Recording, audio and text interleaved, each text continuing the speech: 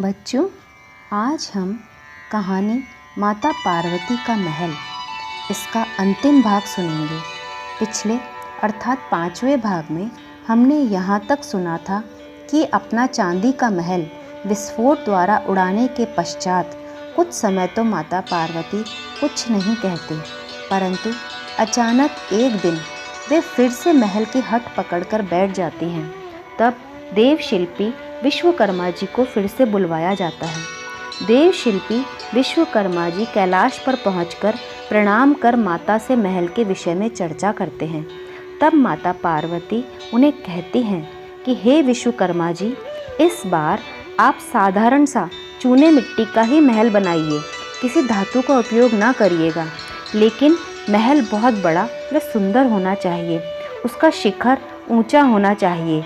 माता की बात मानकर विश्वकर्मा जी चूने मिट्टी का महल बना देते हैं। तब माता महल देखकर प्रसन्न होती हैं, पर वह महल उन्हें थोड़ा अधूरा सा लगता है, तो वे उस महल को अपनी योग शक्ति से मोतियों से सजा देती हैं। मोतियों से सजते ही उस महल की शोभा देखने लायक थी। वह महल अत्यंत ही रमणीय लग रहा था। ऐसा लगता था मानो पूरे विश्व की शांति बस वहीं पर हो। महल बनने के बाद सभी महल देखकर खूब प्रशंसा करते हैं। देवी पार्वती विश्वकर्मा जी से तब पूछ लेती हैं कि विश्वकर्मा जी, आपने हमारे लिए कई बार कष्ट किया है और हमारे लिए सुंदर सुंदर महलों का निर्माण किया है। अब भोलेनाथ चाहते हैं कि आप कुछ मांगे, बताइए आप क्या पारिश्रमिक लेंगे। तब विश्वकर्मा जी महल को देखे ही जा रहे थे। महल इतना सुंदर लग रहा था कि उनकी दृष्टि महल से हट ही नहीं पा रही थी।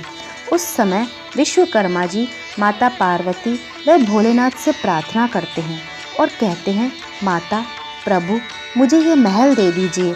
इतना सुंदर महल जिसमें इतनी शांति है, मैंने पहले कभी नहीं देखी।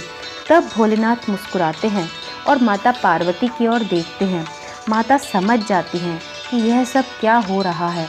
तब माता पार्वती विश्वकर्मा जी को वह मोतियों से सजा हुआ महल दे देती हैं।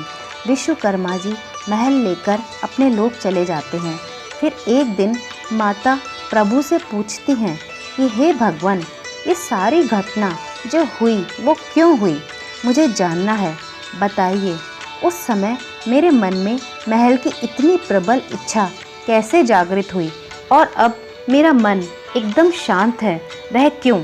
तब भोलेनाथ माता से कहते हैं, देवी, यह सब तो लीला रची गई थी। आपके मन में नारद मुनि द्वारा महल की अभिलाषा जागृत करके अपने भक्तों को उनकी भक्ति का फल उन्हें देना था और संसार के लोगों को एक उदाहरण प्रस्तुत करना था कि कैसे हम मोह माया के वशीभूत हो जाते हैं। भगवान भोलेनाथ यह भी जान चुके थे कि देवी पार्वती को अंदर ही अंदर बहुत कष्ट हो रहा था। माता को लग रहा था कि उनसे बहुत बड़ा अपराध हो गया है। उस समय माता पार्वती यह भी सोच रही थी कि मैं देवों के देव महादेव, जो कि महायोगी हैं, उनकी अर्धांगिनी होकर मेरे मन में महलों की अभिलाषा कैसे आ गई। यही सोचकर देवी बहुत दुखी हो रही थी। तब प्रभु ने उन्हें समझाया, देवी, इसमें आपका कोई दोष नहीं है, परंतु माता प्रायश्चित करना चाहती थी। तब भोलेनाथ कुछ नहीं कहते, बस मुस्कुराते हैं और समाधिस्थ हो जाते हैं। उस समय देवी पार्वती भी महादेव के समाधिस्थ रहने तक योग समाधि ले लेती हैं।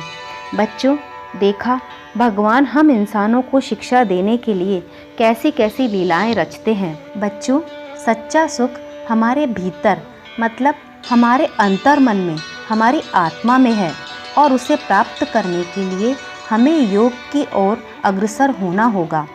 अच्छा बच्चों, अब यह कहानी यहीं पर समाप्त होती है।